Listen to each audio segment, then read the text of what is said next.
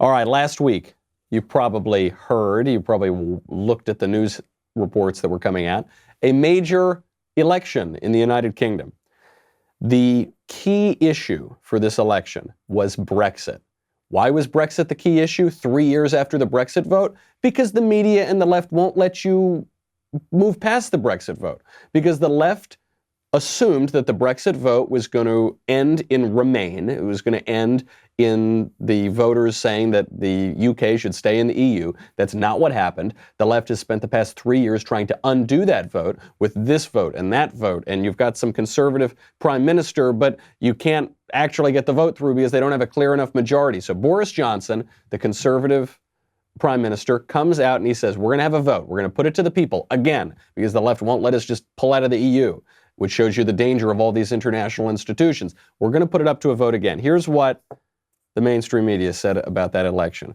This is just before the election, 5 days ago. Business Insider. The UK could be heading for another hung parliament as Boris Johnson's poll lead is cut in half. CNBC. Pound shaken as UK election poll puts Johnson outright win in doubt.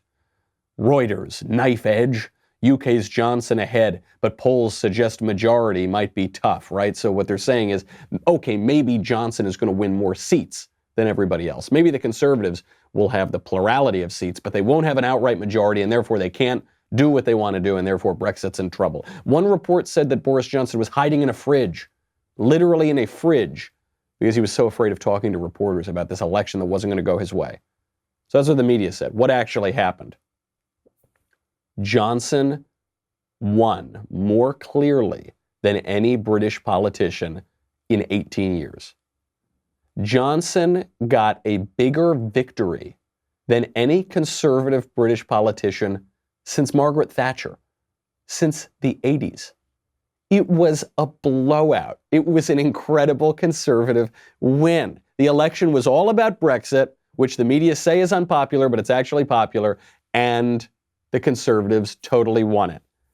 Does that remind you of anybody? Does that sound familiar to you? I don't know about you all. I don't know about how old or young you are, but I am old enough to remember the election of 2016 when the mainstream media told us that there was a 99% chance that Hillary Clinton was going to win. You conservatives shouldn't even show up to the polls tomorrow.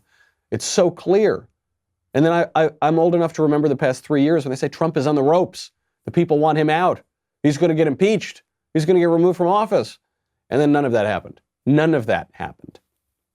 This reminds us of a central fact about the left. It's a fact I keep going back to. I'm a New Yorker, so there's a lot of idioms, a lot of idiomatic expressions that New Yorkers have heard, one of which is, deny till you die. You hear this especially in the Italian-American community. Deny till you die. If you go out there and you tell a lie to somebody, never give it up, no matter how obviously the evidence contradicts you. And I've always thought this was kind of a ridiculous strategy because, eventually reality is going to be so clear that you can't get away with it. The left never figured that out. The left is going to deny till they die. They're going to keep up the lie. They're never going to give up the narrative. I think what we saw in the UK easily could be a preview of 2020 in the United States. Not necessarily so. I'm not resting on my laurels. I'm not saying Trump is definitely going to win, but it's the same phenomenon we saw in 2016. We saw it now over in the UK. There's something happening around the world, certainly around the Anglosphere. If you enjoyed that video, honestly, even if you didn't enjoy that video, please hit the like button so that the rest of the YouTubes knows that our content is the best content out there.